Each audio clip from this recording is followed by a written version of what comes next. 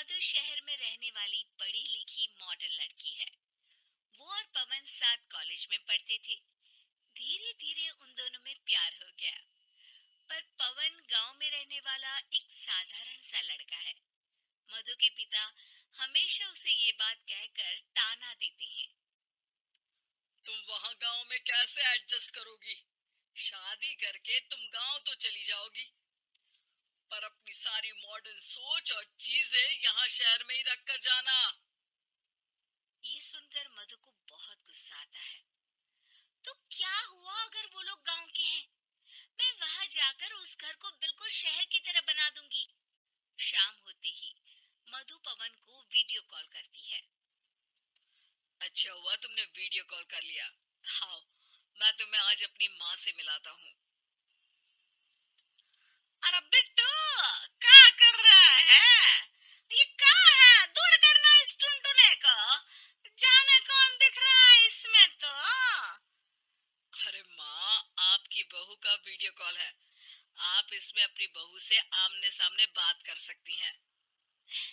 नमस्ते माँ जी, कैसी हैं आप? अरे जेका, ये बहू ने अपने कानों में क्या लगाया है? जो कैसे झुमके हैं? झुमके नहीं माँ जी, इन्हें ईयरफोन्स कहते हैं। इससे सामने वाले की आवाज और अच्छे से आती है। मैं आपको भी ला कर दूंगी।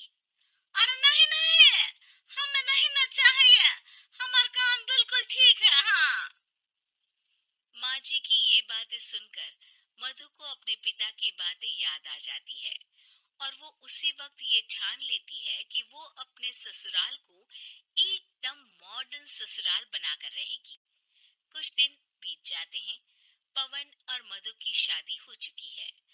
आज मधु का अपने ससुराल में पहला दिन है। माँ जी, मैं आपके लिए एक तोहफा लाई हूँ। और इतना बड़ा तोहफा?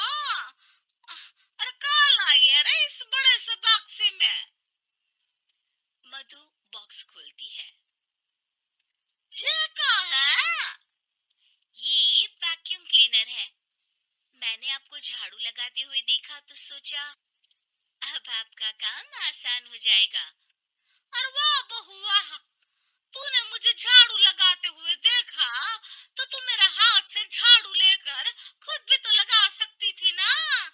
पर नहीं, तूने तुझे मशीन लाकर मेरे हाथ में दे दी कि यह काम हमेशा मैं ही करूं। ये आजकल की शहरी छोरियां बिल्कुल नहीं बदलेगी। मधु को मन ही मन गुस्सा आता है, पर फिर भी अपना गुस्सा भूलकर मधु माँ जी को वैक्यूम क्लीनर इस्तेमाल करना सिखाती है।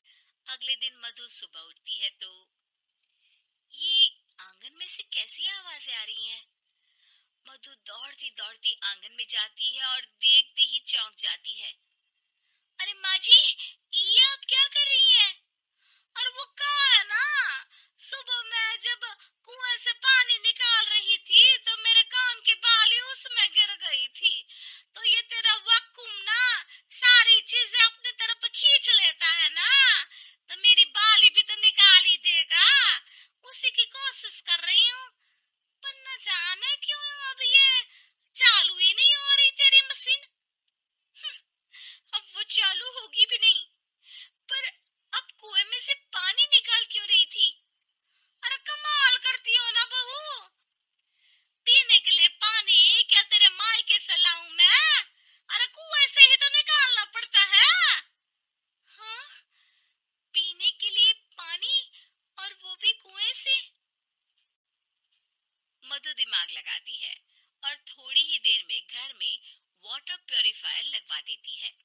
ये देखिए माँ जी, इसमें बस एक बार पानी भर देंगे तो नल में पानी साफ होकर बाहर आएगा। अरे वाह रे बहू, ये तो बहुत ही बढ़िया चीज है। रात हो जाती है। मधु जैसे ही प्यूरिफायर का नल चालू करती है तो वो अचानक से फट जाता है और सब जगह पानी पानी हो जाता है। अरे ये क्या हुआ?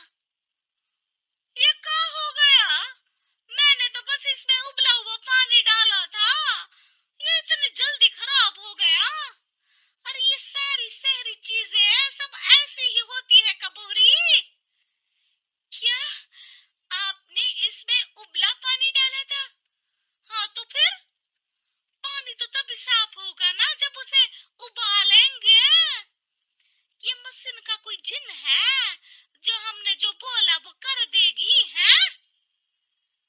मधु को बहुत गुस्सा आता है।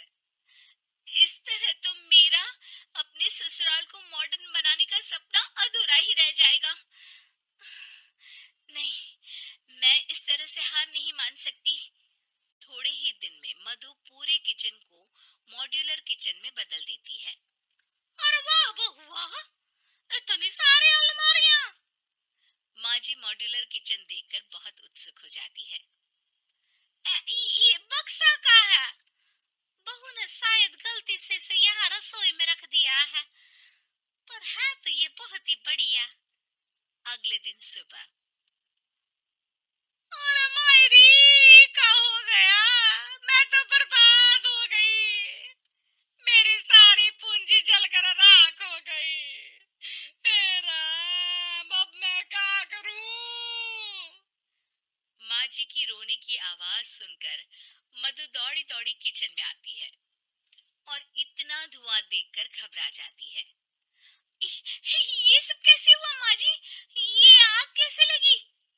ये सब तेरे इस मॉड्यूलर किचन की वजह से हुआ है, और ऊपर से तूने तिजोरी जो रसोई में रख दी थी।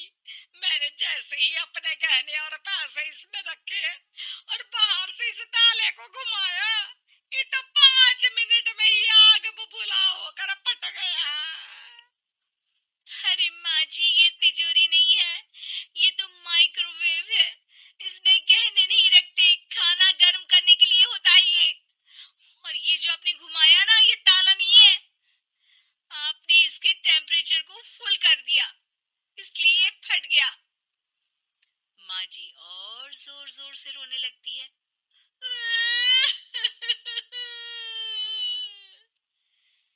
मधु सर पीट लेती है और कसम खाती है कि अब ससुराल को मॉडर्न बनाने की कोई कोशिश नहीं करेगी। मुझे माफ कर दीजिए माँ जी, आप जैसी हैं वैसी ही ठीक है। मधु को अपने पिता की कही बात याद आ जाती है और मधु वापस घर और किचन को पहले जैसा ही कर देती है।